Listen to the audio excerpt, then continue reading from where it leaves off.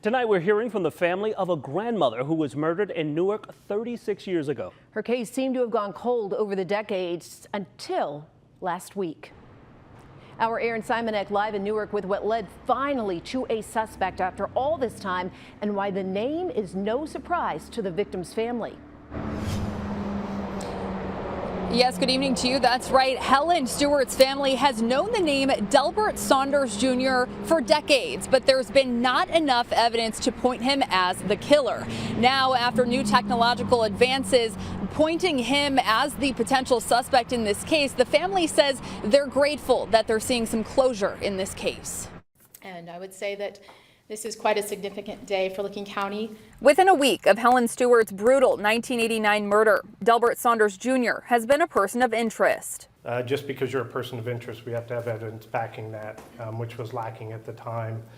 Significant to do any sort of probable cause arrest or anything. 36 years later, breakthroughs in forensic science are giving investigators enough DNA evidence to charge him with the crime. Detectives conducted a cold case review with the Ohio Bureau of Criminal Investigation.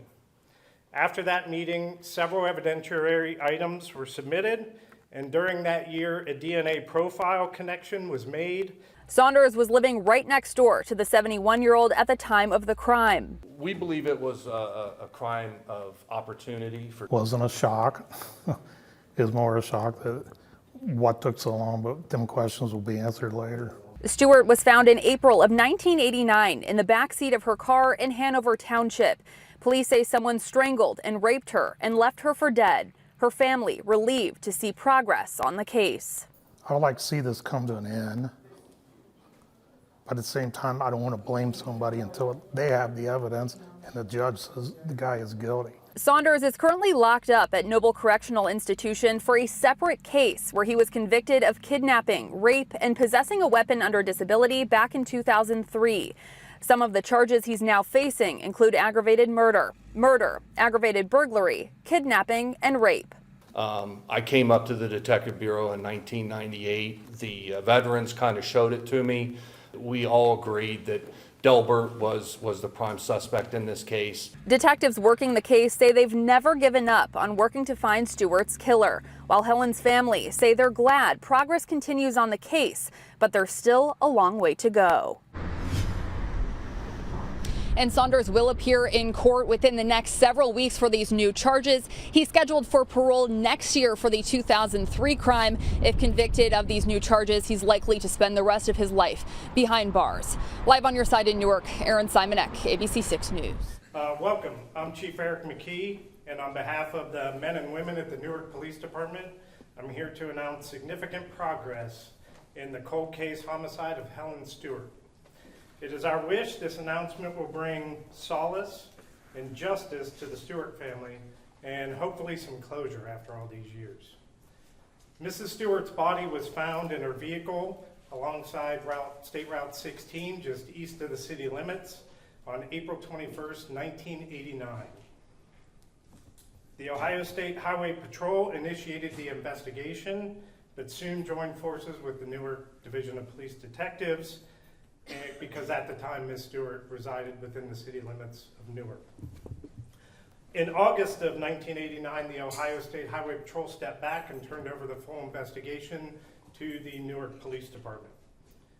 Detectives worked tirelessly throughout the years on that case, but eventually turned into what is termed a cold case. Each year, this case will be combed through to determine if there were any new leads to the case. In March of 2021, Deputy Chief Brinjic, along with Detective Vanoy and Sergeant Harris, took the annual review of that case again. With the advancements of DNA technology, we felt closure to this case was finally within our grasp. Also in March 2021, detectives conducted a cold case review with the Ohio Bureau of Criminal Investigation. After that meeting, several evidentiary items were submitted, and during that year, a DNA profile connection was made between the suspect and the crime. In 2024, additional DNA evidence which linked the suspect to the crime was also submitted and received. I'd like to introduce Licking County Prosecutor Jenny Wells to announce the indictment of the suspect. Thank you, Chief. Good afternoon, folks. Just over 36 years after the brutal killing of Helen Stuart, the Licking County Grand Jury returned an indictment against now 67-year-old Delbert Saunders Jr. for the aggravated murder, aggravated burglary, kidnapping, and rape of Helen Stuart. And I would say that this is quite a significant day for Licking County in its history as the, I believe, only cold case that Newark Police Department has, and one of the oldest cold cases in Licking County. Signifies, I believe, the spirit of our community and this police department of never quitting, never giving up on justice for Helen Stuart and for closure for her family. I want to commend all the years of dedication by the Newark Police to keep this case on the radar, as well as the Bureau of Criminal Investigation's cold case unit's willingness to take this case and work on it, and lead Detective Vanoy's relentless pursuit in this case. It's not the end of the road. There's a lot of work left to do. Specific challenges and hurdles, as you can imagine, with the preparing and prosecuting of a 36-year-old case, but law enforcement and myself are dedicated to seeing this case through. Thank you. Detective Vanoy, you have anything to say? I don't think so. All right. No. Any questions? Anyone? All right. If we'll stand for a few questions, if you folks have them. If you want to raise your hand, we'll start.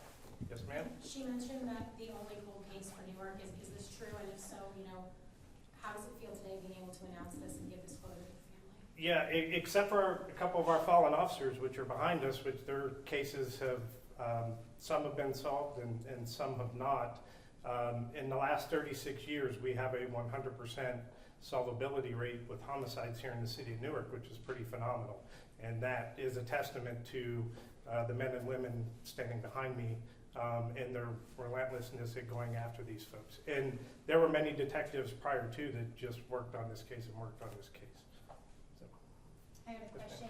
How long has a suspect been on your radar? Is it the name that you had before the DNA connection? Mr. Saunders was a person of interest fairly quickly in this case. However, just because you're a person of interest, we have to have evidence backing that, which was lacking at the time. Significant to do any sort of probable cause arrest or anything, but he was a person of interest at the time of the crime. Yes, ma'am. Can you go more in depth with what type of DNA was able to match him as a suspect? What was found or? I do not have that. We really don't want to get into the great specifics on that issue, just that with the advances of DNA technology, how sensitive it is, we've got a direct relation between Mrs. Stewart and Delbert Saunders. Was his DNA on her, or can you go in depth? Again, I wish I could go more detail on that. I just don't think it's appropriate at this time. Okay. Yes, sir. Who contacted the family and what was their reaction? So I spoke with the majority of the Stewart family. I just met some of the Stewart family here for the first time today. Dave, they were ecstatic. The family members that I spoke to were ecstatic about it. The news, and I'm just happy that Helen is remembered. That's one of the really cool things out of this is Helen is not forgotten. And just to follow up to that, what about the officers? I mean, I don't know how many of them are still involved with the police department. Did you reach out to them and say, hey, we've had... Absolutely. Talked to a lot of the old timers and, Detective Ballantyne, Detective Mason, Detective Snow, Bill Hatfield, Deputy Chief Zellner. They were all really thrilled about this. Yes, ma'am. Was there any sort of relationship between the suspect and Helen, or is there any sort of motivation that you've been able to learn so far? Okay. Yeah. We believe it was a crime of opportunity for sure. At the time, Delbert was staying right next door to Mrs. Stewart, not necessarily solely next door, but had an acquaintance that he would stay there. So we believe very much it was a crime of opportunity.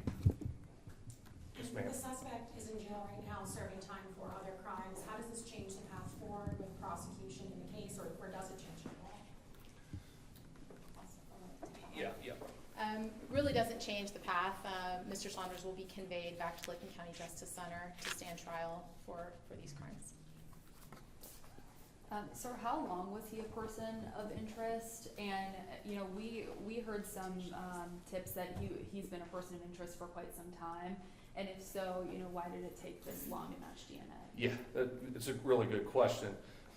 He was a person of interest, I would say, within a week of Mrs. Stewart's homicide. I came up to the Detective Bureau in 1998, and obviously as a new detective, I had interest in it, and the veterans kind of showed it to me. And for the most part, we all agreed that Delbert was the prime suspect in this case. And the chief talked about a little bit earlier, you know, knowing someone might have done something and proving it is two different things for sure. And can't thank BCI. We would not be standing here today if it wasn't for BCI, especially their forensics unit. They're outstanding. I've worked with them for 30 years, and without them, like I said, we wouldn't be standing here. Yes, sir. So you said that on the cold cases it would be a yearly review. Why did it take so long for Helen to be added to the NamUs database for missing people and unsolved cases? Because that was established in 2007 or 9, and I believe she wasn't added to that until many years later. I am not familiar with that database. I'm sorry. It's just a nationwide database that they. Yeah, I'm not familiar why it would have been added. I've never dealt with that database before. I'm sorry. I believe that may be through the Attorney General's office that does the adding. Yes, ma'am. Have you been able to speak to the suspect since the indictment, or in this process since identifying his DNA? And if so, what has that sort of conversation been like, and what has his reaction been? Yeah, I interviewed Mr. Saunders at the correctional facility prior to his indictment. We spoke for a little over an hour. Mr. Saunders and I know one another. His current case from 2002 was a case that I investigated back in 2002. But yeah, we talked for a little over an hour.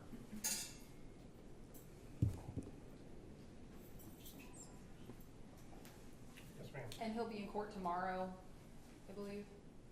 I don't believe so. No, he'll have to be conveyed back from the institution. Okay. We sent the request to have him conveyed last week. Okay. But I believe it'll be close to 2 weeks before. It should be on the court view. Sure. His arraignment date, but I believe it's a couple weeks. Okay, thank you. Just last question for me. I see that he's up for parole next year. Did that add any urgency to this case and to making this indictment? Or did that have anything to do with it? I believe Mr. Saunders was up for parole one prior time to this. I believe it was in 23, maybe he was up for parole. But I mean, the state would be opposed to any parole for Mr. Saunders regardless of this indictment. So we remain in that.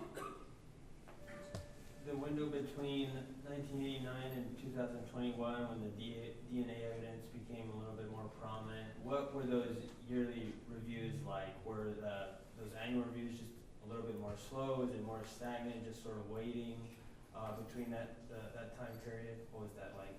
Trying to get into that window. You want to do it? When you look at these cases, especially ones from 1989, we weren't using computers then, so you're sifting through boxes of handwritten notes, handwritten statements from detectives, neighbors, friends, neighborhood canvases. So going through that takes a significant amount of time. And annually we would unbox all those things and we'd take a review of all that, just, you know, with the new set of eyes, new detectives, and just in the hopes that we would have some sort of break that would lead us in towards a prosecution. Yes, ma'am. Is evidence pointing that this was a random attack? Or I know that she mentioned, were they affiliated with each other? Or aside from being a neighbor, just like Detective Vanoy said, we believe this was a crime of opportunity. There's no other questions. Thank you folks for coming.